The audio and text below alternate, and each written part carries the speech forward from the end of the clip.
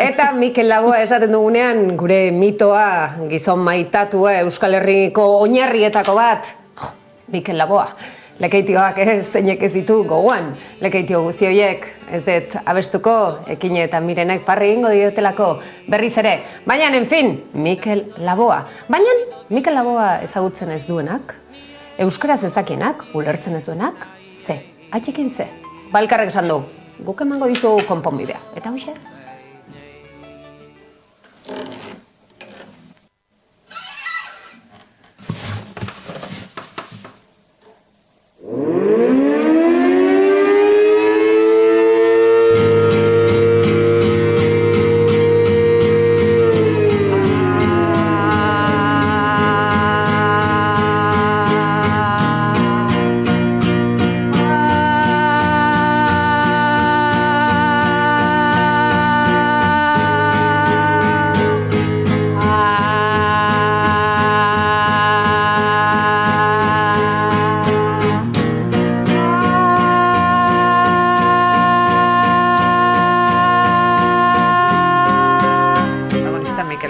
Aparte, liburuaren egileak Unai Iturriaga, Joseba Larratxe eta Arkaitzkano.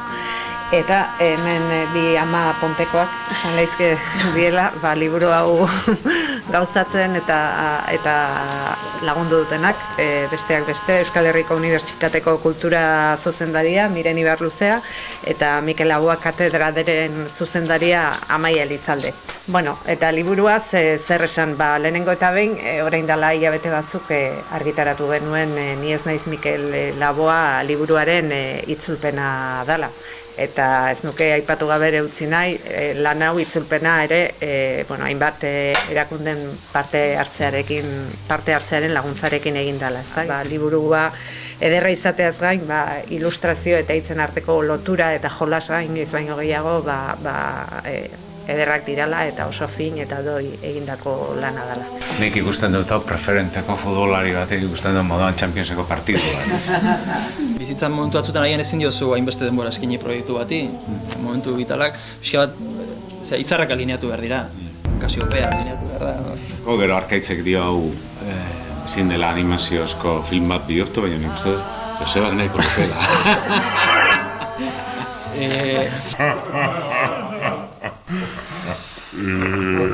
Ez, hau komiki bat da.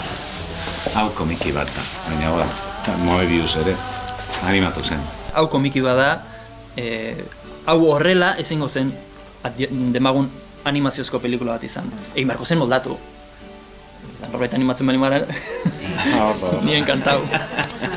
Ez, baina, kazetarientzako eta ezakit ikusiko zentuzten, baina egin ditugu pare bat bideo book trailer deitzen zaienak, eta jolastu dugu pixko bat animazioaren munduarekin. Ez da ezer animatua, baina musika eta irudiak pixka bat mugitzen lortzen duzu efektu hori, eta da, esken finean, lehenago zaten izuena, komiki honek pena ez daukana, dela musika, eta gutxienez bada bi pasartetxotan bideoiek badaude YouTubeen bilatzen momentu zute errexarkituko dituzu.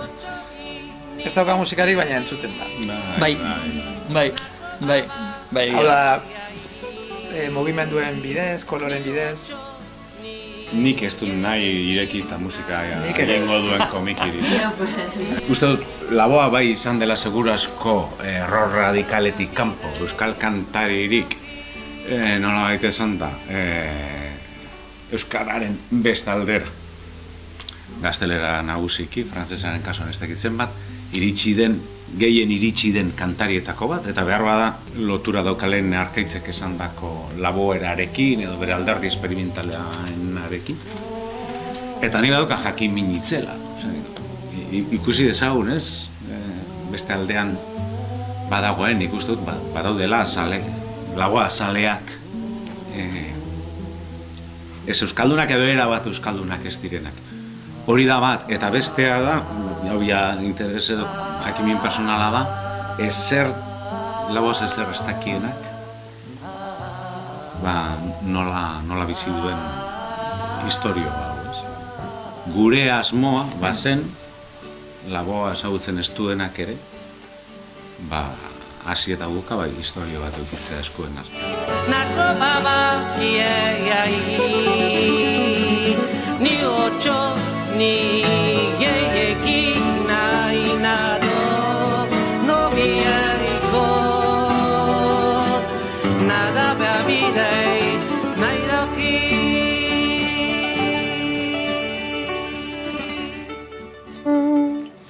Lari, laro, hori ari ginen, lekeitioak esaten, nire tonu ez da ona, eki ausartzen zera?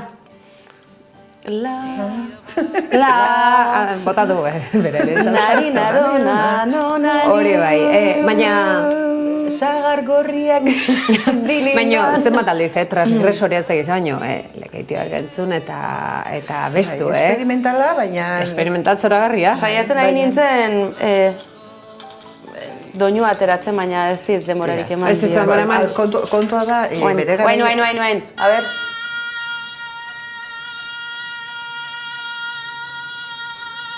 Bueno, horixe entzun dezue, ez dugu egingo. Ez dugu egingo. Ni bintzat ez egingo. Bueno, esan Mikel Laboa gaztetan. Gaztetan. Gero, bueno, atxondu zen eta beste ez, ahotsa ere aldatzen joan zitzaion, baina hasierako diskoak dira, lekeitiokoak, kaineroa dira. Niri bintzat, azala... Egitea, baina egia da, heldutzen direnean abeslariak ere ze tono desberdinak hartzen dihoazten, normala da bezala. Begira bitora jape. Gure ama andereñoa izaki, azken urte mordoska, musika irakasle gisa pasa zituen Donostian, Zuaizti eskola lehen. Lehengunean ezagutu genuen bere ikasle bat. La Arboleda zen Franco garaian, eta Zuaizti gaur egun eskola publikoa, eta bertan, esan dezagun, euskaldunak ez dien familia askotako seme-alabak, eta orduan Mikel Laboa, ez? Nola, eta esaten zuen, zegoela ejitu komunitateko mutil bat bereziki esaten ziola, bueno, Carmele, y hoy, ¿qué vamos a escuchar? Al viejo. Toma, bai, eta ikaragarri gustatzen asko iristen zitzaiela aurrei ere, el viejo deitzen zioten. Claro, lekeitio hauek sortzen diren garaian gazte, baina gerora ez, el viejo... Bueno, komiki honek izan dezake bere ibilbidea. Izan dezake bere ibilbidea, ez da? Hori esatera ni Juan? Interesgarria da, ez? Egia da, euskal hiztunontzat, euskaldunontzat orokorrean mito bat dela, baina, bueno, hemendikan kanpo eta hemengo euskaldun ez direnentzat, oso ez ezaguna, eta gainera, ez dira alperrik, bere eriotzatik urte batzu pasa, beste musika batzuek sartu dira, entzuten dira irratean, eta gutxigo entzuten dira garai bateko, ez, izen handi horiek, eta orduan, bueno, askorentzat ez ezaguna da, eta Mikel Laboak izugarri esperimentatu zuen musikan, gure himnorik garrantzitsuena beak egin zituen, nork ez du abestu, hemendik kanpo ahots txarra eduki arren, edo belarri, oraindik okerrago eduki arren txoriak txori, esplikatzeko herri bat ginala, askatasuna nahi genuen herri bat gerala, zeinek ez du txoria txori abestu, eta letra ahalik eta zuzenen itzuli. Letra horrek asko esaten dulako, amaitasun inkondizionalak eta herri honen askatasun egarria. Badira esaten dutenak izan barko litzatekela gure herriko ere serki, ez da? Hori da. Baina osagoa ere eskertuko nuke. Ikusi mendizaleak oso sakona da baita ere. Norreiagoka. Eta lehendakariak txistuekin erresago joko luke. Itxasoko olatuek, beste bat izan daiteke. Nik proposatzagatik.